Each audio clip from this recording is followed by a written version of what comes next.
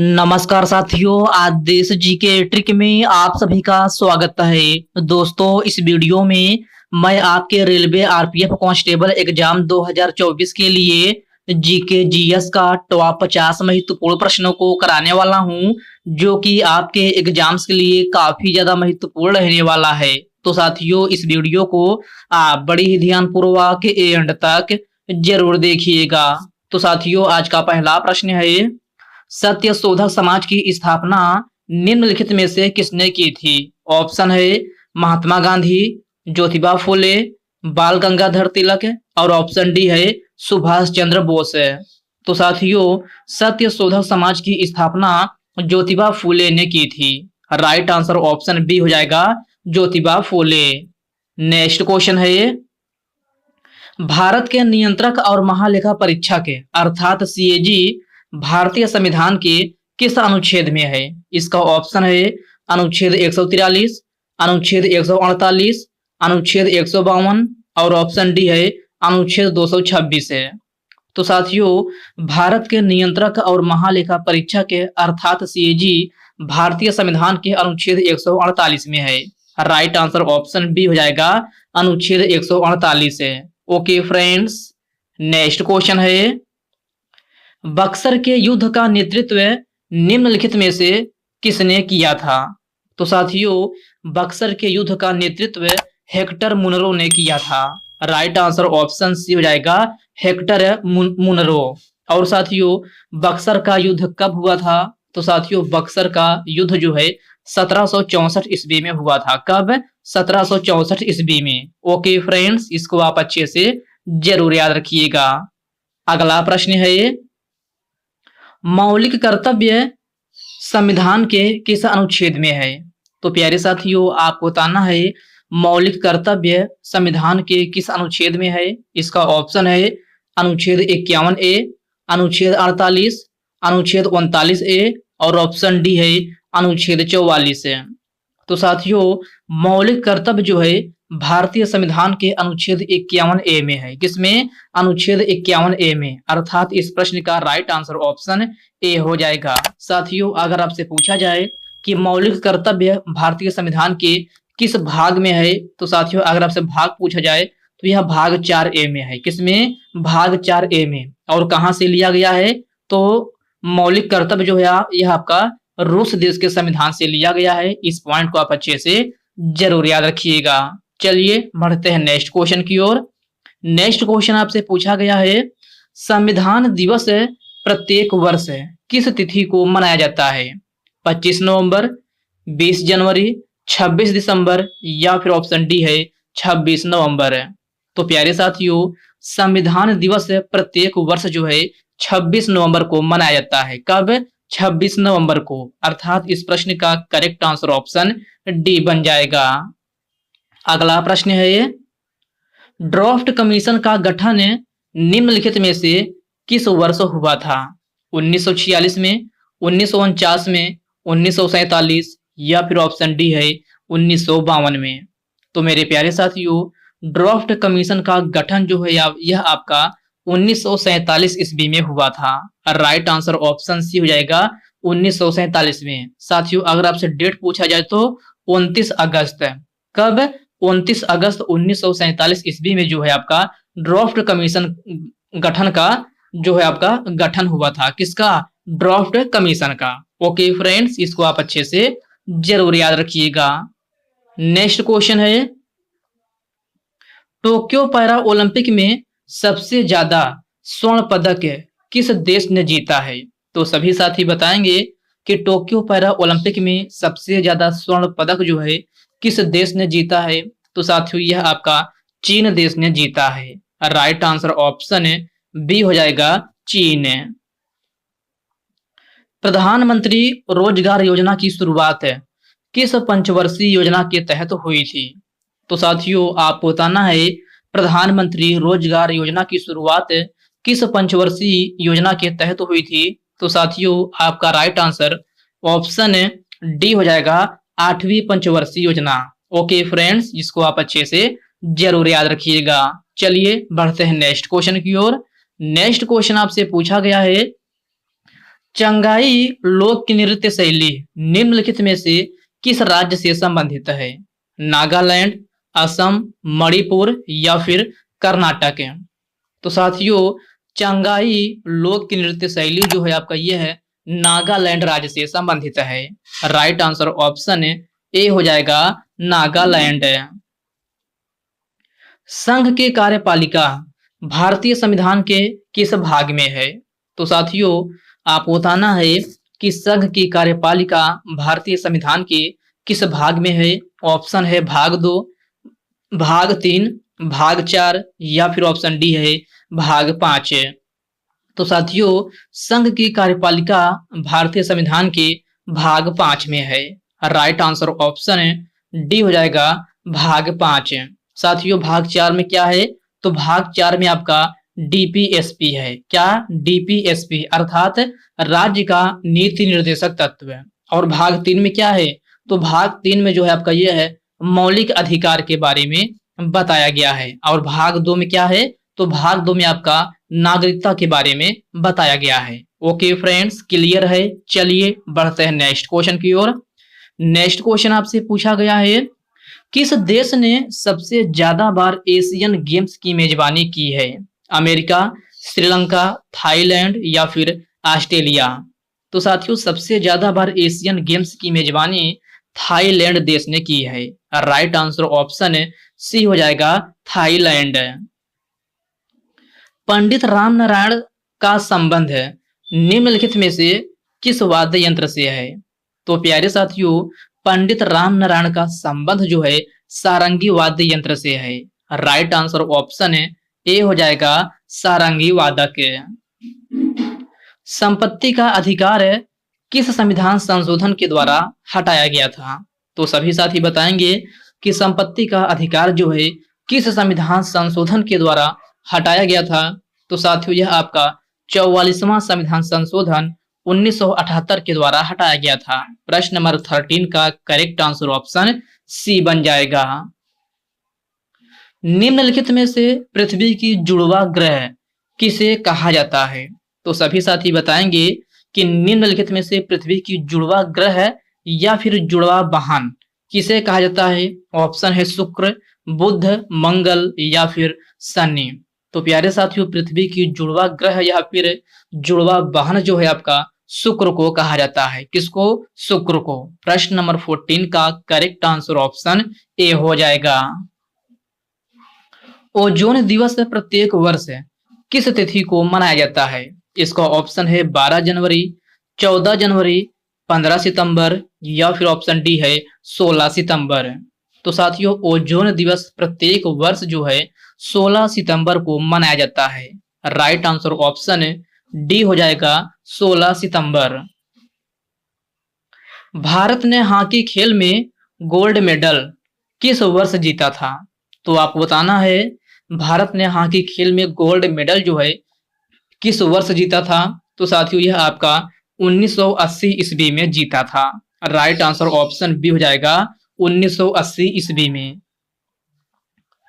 T20 विश्व cup में एक प्लेयर अधिकतम कितना ओवर फेंक सकता है? तो साथियों इस क्वेश्चन में आपसे पूछा गया है कि T20 विश्व कप में एक प्लेयर जो है अधिकतम कितना ओवर फेंक सकता है? तो साथियों ये आपका 4 ओवर फेंक सकता है। कितना? 4 ओवर। तो प्रश्न नंबर 17 का राइट आंसर ऑप्शन ए हो जाएगा। साथियों आपसे T20 पूछा गया है कि T20 विश्व कप में एक प्लेयर अधिकतम पूछा गया है मैक्सिमम कितना ओवर फेंक सकता है? तो 4 ओवर फेंक सकता है। तो इस प्रश्न का राइट आंसर ऑप्शन ए बन जाएगा। अगला प्रश्न है भारतीय राष्ट्रीय कांग्रेस की स्थापना किस वर्ष में हुई थी? ऑप्शन है 1887 में, 1883 में, 1885 या फिर 1888। तो साथियों भारतीय राष्ट्रीय कांग्रेस की स्थापना 1885 ईस्वी में हुई थी। राइट आंसर ऑप्शन सी हो जाएगा 1885 ईस्वी में। ओके फ्रेंड्स नेक्स्ट क्वेश्चन है केलू चरण महापात्र का संबंध है किस शास्त्रीय लोक नृत्य शैली से है? कथक, ओडिसी, कथकली या फिर घूमर। तो प्यारे साथियों केलू चरण महापात्र का संबंध है ओडिसी नृत्य शैली से है। राइट आंसर ऑप्शन बी हो जाएगा ओडिसी। तमिलनाडु के नव वर्ष त्योहार को किस नाम से जाना जाता है? तो साथियों आपको बताना है कि तमिलनाडु के नव वर्ष त्योहार को किस नाम से जाना जाता है। तो साथियों यह पोथांदू के नाम से जाना जाता है। राइट आंसर ऑप्शन डी हो जाएगा पोथांदू। निम्नलिखित में से बलबन के विरुद्ध है विद्रोह किसने किया था? तुगरिल खान, आगा खान, बलबन या फिर इनमें से कोई नहीं। तो साथियों यहाँ पर तो बलबन का क्वेश्चन पूछा गया है, तो यहाँ आप ऑप्शन में अशोक कर लीजिए। तो निम्नलिखित में से बलबन के विरुद्ध विद्रोह किसने किया था? तो बलबन के विरुद्ध विद्रोह जो साथियों यह आपका तुगरिल खान ने किया था। राइट आंसर ऑप्शन ए हो जाएगा तुगरिल खान।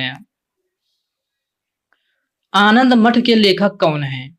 तो सभी साथी बताएंगे कि आनंद मठ के लेखक कौन है। ऑप्शन है अशोक घोष, ऋषभ देव, रविंद्रनाथ टैगोर या फिर ऑप्शन डी है बंकिम चंद्र चटर्जी। तो साथियों आनंद मठ के लेखक जो है आपका ये है बंकिम चंद्र चटर्जी हैं। राइट आंसर ऑप्शन डी हो जाएगा बंकिम चंद्र चटर्जी। पहली पंचवर्षीय योजना किस मॉडल पर आधारित है? तो साथियों पहली पंचवर्षीय योजना जो है आपका ये है हैरोल्ड डोमर मॉडल पर आधारित है। राइट आंसर ऑप्शन बी हो जाएगा हैरोल्ड डोमर मॉडल पर। अगला प्रश्न है ये, चितरंजन दास के साथ है स्वराज पार्टी की स्थापना किसने किया था? जवाहरलाल नेहरू, मोहनदास करमचंद गांधी, मोतीलाल नेहरू या फिर ऑप्शन डी है बाल गंगाधर तिलक। तो साथियों चितरंजन दास के साथ है स्वराज पार्टी की स्थापना जो है आपका ये है मोतीलाल नेहरू ने किया था। राइट आंसर ऑप्शन सी हो जाएगा मोतीलाल नेहरू। सोनल मान सिंह का संबंध निम्नलिखित में से किस नृत्य शैली से है? तो साथियों इनका संबंध जो है ओडिसी और भरतनाट्यम से है। राइट आंसर ऑप्शन ए हो जाएगा ओडिसी और भरतनाट्यम। व्यापगत का सिद्धांत किस वायसराय से संबंधित है? तो सभी साथी बताएंगे कि व्यापगत का सिद्धांत जो है किस वायसराय से संबंधित है। तो साथियों यह है लॉर्ड डलहौजी से संबंधित है। राइट आंसर ऑप्शन डी हो जाएगा लॉर्ड डलहौजी। कुवत उल इस्लाम कहाँ स्थित है? तो प्यारे साथियों आपको बताना है कुवत उल इस्लाम कहाँ स्थित है। तो साथियों यह दिल्ली में स्थित है। प्रश्न नंबर 27 का राइट आंसर ऑप्शन ए हो जाएगा दिल्ली में। प्रधानमंत्री जीवन ज्योति बीमा योजना की उम्र सीमा क्या है? तो मेरे प्यारे साथियों आपको बताना है प्रधानमंत्री जीवन ज्योति बीमा योजना की उम्र सीमा क्या है। तो साथियों यह है 18 से 50 वर्ष है। कितना? 18 से 50 वर्ष। प्रश्न नंबर 28 का करेक्ट आंसर ऑप्शन ए बन जाएगा। फ्री बॉल किक निम्नलिखित में से किस खेल से संबंधित है? ऑप्शन दिया गया है वॉलीबॉल, क्रिकेट, फुटबॉल या फिर हॉकी। तो साथियों फ्री बॉल किक जो है आपका ये है फुटबॉल खेल से संबंधित है। राइट आंसर ऑप्शन सी हो जाएगा फुटबॉल खेल से। स्वच्छ भारत मिशन किससे संबंधित है? तो साथियों आप बताना है स्वच्छ भारत मिशन किससे संबंधित है। तो साथियों यह आपका महात्मा गांधी जी से संबंधित है। राइट आंसर ऑप्शन डी हो जाएगा महात्मा गांधी। निखत जरीन का संबंध किस खेल से संबंधित है? तो प्यारे साथियों आपको बताना है निखत जरीन का संबंध किस खेल से है? निशानेबाजी, मुक्केबाजी, तैराकी या फिर हाई जंपिंग। तो साथियों निखत जरीन का संबंध जो है मुक्केबाजी से है। राइट आंसर ऑप्शन बी हो जाएगा मुक्केबाजी। निम्नलिखित में से अकबरनामा के लेखक कौन हैं? तो साथियों आपको बताना है कि निम्नलिखित में से अकबरनामा के लेखक कौन हैं? अबुल फजल, अकबर, बाबर या फिर इनमें से कोई नहीं। तो साथियों अकबरनामा पुस्तक के लेखक अबुल फजल हैं और राइट आंसर ऑप्शन ए हो जाएगा अबुल फजल। साथियों यह अकबर देखकर आप अकबर ऑप्शन टिक न कर देना, क्योंकि अकबरनामा पुस्तक के लेखक जो हैं आपका कौन है? तो अबुल फजल हैं। प्रश्न नंबर 33 का करेक्ट आंसर ऑप्शन ए हो जाएगा। जनगणना 2011 के अनुसार सबसे ज्यादा लिंगानुपात वाला राज्य है केरल, कर्नाटक, राजस्थान या फिर मणिपुर। तो साथियों जनगणना 2011 के अनुसार सबसे ज्यादा लिंगानुपात वाला राज्य जो है केरल है। राइट आंसर ऑप्शन ए हो जाएगा केरल। साथियों यहाँ का लिंगानुपात जो है 1084 है। कितना? 1084। अर्थात साथियों कहने का मतलब यह है 1000 पुरुषों पर महिलाओं की संख्या जो है 1084 है। 1000 पुरुषों पर महिलाओं की संख्या जो है व्यक्त की जाती है लिंगानुपात में। तो यहाँ की लिंगानुपात कितना है आपसे अनुपात में पूछा जा सकता है कि यहाँ की लिंगानुपात कितना है। तो यहाँ का लिंगानुपात 1084 अनुपात 1000 है। तो इसको आप अच्छे से जरूर याद रखिएगा। अगला प्रश्न है लवली चौबे का संबंध किस खेल से है? तो सभी प्यारे साथी बताएंगे कि लवली चौबे का संबंध किस खेल से है। वॉलीबॉल, क्रिकेट, लॉन बॉल या फिर लॉन टेनिस। तो साथियों इनका संबंध जो है लॉन बॉल से है। राइट आंसर ऑप्शन सी हो जाएगा lawn ball. Okay friends, clear है। चलिए बढ़ते हैं नेक्स्ट क्वेश्चन की ओर। नेक्स्ट क्वेश्चन आपसे पूछा गया है जनगणना 2011 के अनुसार भारत की साक्षरता दर कितनी है? तो प्यारे साथियों आप बताना है जनगणना 2011 के अनुसार भारत की साक्षरता दर कितनी है। तो साथियों भारत की साक्षरता दर जो है 74.04% है। कितना? 74.04% है। अर्थात प्रश्न नंबर 40 का राइट आंसर ऑप्शन डी हो जाएगा। ओके फ्रेंड्स, इसको आप अच्छे से जरूर ध्यान में रखिएगा। नेक्स्ट क्वेश्चन है राष्ट्रमंडल खेल 2022 में भारत ने कितने रजत पदक जीता है? तो रजत पदक की बात की गई है कि राष्ट्रमंडल खेल 2022 में भारत ने कितने रजत पदक जीता है। ऑप्शन दिया है 16, 14, 18 या फिर 12।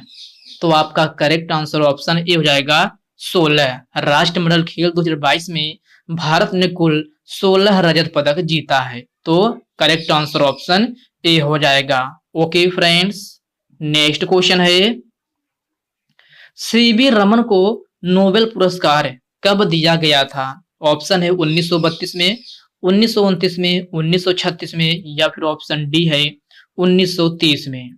तो साथियों सीवी रमन को नोबेल पुरस्कार कब दिया गया था? तो 1930 ईस्वी में दिया गया था। राइट आंसर ऑप्शन है डी हो जाएगा 1930 ईस्वी में। नेक्स्ट क्वेश्चन है गोलकुंडा किला कहाँ स्थित है? तो मेरे प्यारे साथियों आप बताना है कि गोलकुंडा किला कहाँ स्थित है। ऑप्शन है लखनऊ, हैदराबाद, जयपुर या फिर ऑप्शन डी है कानपुर। तो साथियों गोलकुंडा किला आपसे पूछा गया है कि गोलकुंडा किला कहाँ स्थित है। तो प्यारे साथियों यह आपका हैदराबाद में स्थित है। राइट आंसर ऑप्शन है बी हो जाएगा हैदराबाद में। निम्नलिखित में से भूटान की आधिकारिक भाषा क्या है? तो सभी प्यारे साथी बताएंगे कि भूटान की आधिकारिक भाषा क्या है। इसका ऑप्शन है जोंगखा, मलयालम, कोंकणी या फिर बंगाली। तो साथियों भूटान की आधिकारिक भाषा आपसे लगभग सभी परीक्षाओं में बार बार पूछा जाता है, तो इसको आप स्टार मार्क जरूर लगा लीजिएगा। तो साथियों भूटान की आधिकारिक भाषा जो है आपका यह है जोंगखा है। क्या? जोंगखा। प्रश्न नंबर 44 का राइट आंसर ऑप्शन ए हो जाएगा जोंगखा। साथियों भूटान की राजधानी क्या है? अगर आपसे भूटान की राजधानी पूछा जाए तो थिम्पू है। क्या? थिम्पू। तो इस पॉइंट को आप अच्छे से जरूर याद रखिएगा। अगला प्रश्न है मोहम्मद अली जिन्ना ने 14 सूत्री मांग किस वर्ष प्रस्तुत किया था? तो साथियों इस क्वेश्चन में आपसे पूछा गया है कि मोहम्मद अली जिन्ना ने 14 सूत्री मांग किस वर्ष प्रस्तुत किया था। ऑप्शन है 1931 में, 1937 में, 1929 में या फिर ऑप्शन डी है 1939 में। तो आपका राइट आंसर ऑप्शन है सी हो जाएगा 1929 ईस्वी में। अगर आपसे डेट पूछा जाए तो 20 मार्च। कब है? 20 मार्च 1929 ईस्वी में मोहम्मद अली जिन्ना ने 14 सूत्री मांग को प्रस्तुत किया था। तो इस पॉइंट को आप अच्छे से जरूर ध्यान रखिएगा। तो साथियों आज के इस वीडियो में बस इतने प्रश्न करते हैं।